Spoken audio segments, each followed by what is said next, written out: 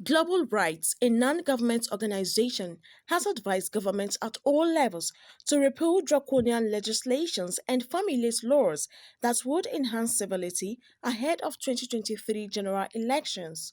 Executive Director Global Rights made the call at an event in Abuja with the theme Solutions Lab: Resisting Draconian Laws and Regulations on Civic Freedoms in Nigeria.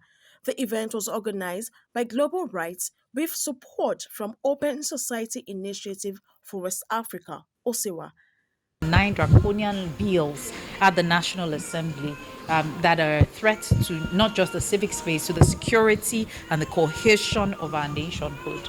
And we cannot allow that to continue. We're going into 2023, and we must begin to think of how to engage as a people beyond just the voting and the politics around elections to ensure we are able to hold governments accountable to the laws and the policies that they prefer to our civic space.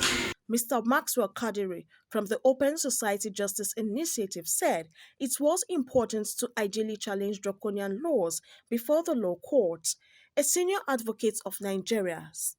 Linked to that is also to have a concerted level of advocacy, that connects the courtroom advocacy with the court of public opinion, because people need to also understand what is being done to address some of these challenges and also plug in, and then also enable the constituents, as the National Assembly likes to say, to understand that their elected representatives, particularly in context where some of those laws were enacted in the current assembly, this is what they've done to further basically marginalize the people and then abuse the people's rights.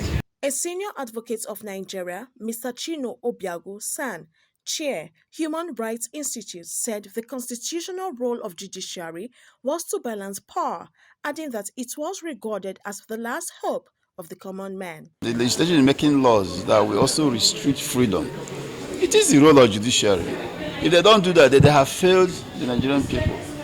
And that is why we are concerned that judiciary in Nigeria so far have not shown that passion to protect freedoms.